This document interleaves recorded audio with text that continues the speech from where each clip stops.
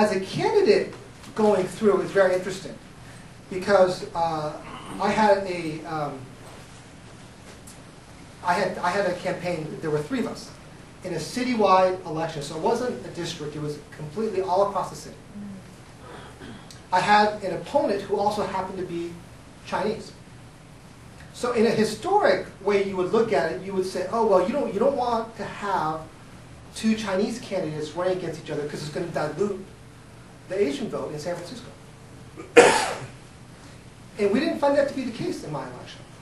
And in fact, what we did as part of our campaign, I think what many people do in the campaigns, as long as that person is not necessarily your main opponent, you actually reach out to them and the entire community to say, "Hey, fine, if you're going to vote for Joe first, that's okay. Just vote for me second."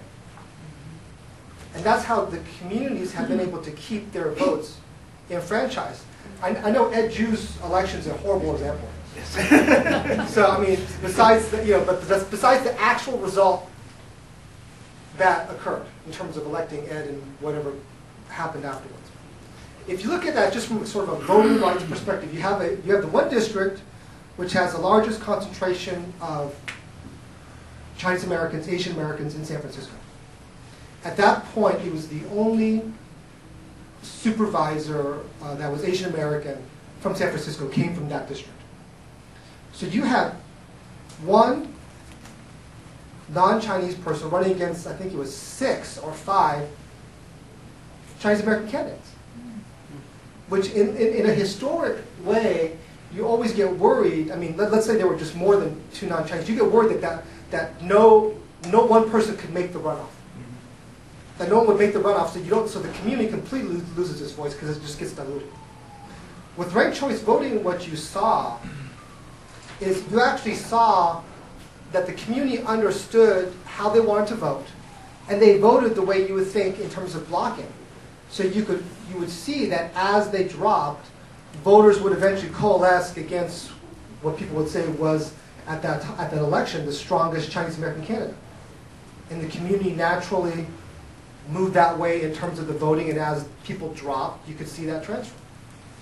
So I think for people who are candidates, I think Tim is right. It's changed. The one thing it has completely changed, I think, in part, especially when you don't have the situation what Jim described, where you have sort of everybody against one person, where you have a much more sort of a mix going on, you do have a lot less negative campaigning. Because as you go through the election, you really don't know who might be your main opponent. So if you end up picking the wrong person as your major opponent, that's where you could have got a lot of second place votes, then you automatically just shot yourself in the foot. So it has, I think, definitely reduced the negative aspect of campaigning. And in fact, it has the opposite intent where you're actually almost, as Tim talked about in the David Campos example, you're out there actively reaching out. Whereas before, you didn't really care because you're trying to get your votes and you're trying to get through November so you can get to December. And then at that point, you're going to figure out who you need to reach out to. Well, as Jim described, you don't have that luxury, so you got to do both. You have to go get your #1 votes, and you have to figure out, well, what communities do I have to reach out to? The interesting thing about my election was the community actually, just in terms of percentage, I did the best in. On a first place ballot was actually the LGBT community. Part of that was I ended up getting the endorsements of both of the LGBT Democratic clubs, which almost never happens. I happened to get most of the elected LGBT officials behind me, and I got both papers.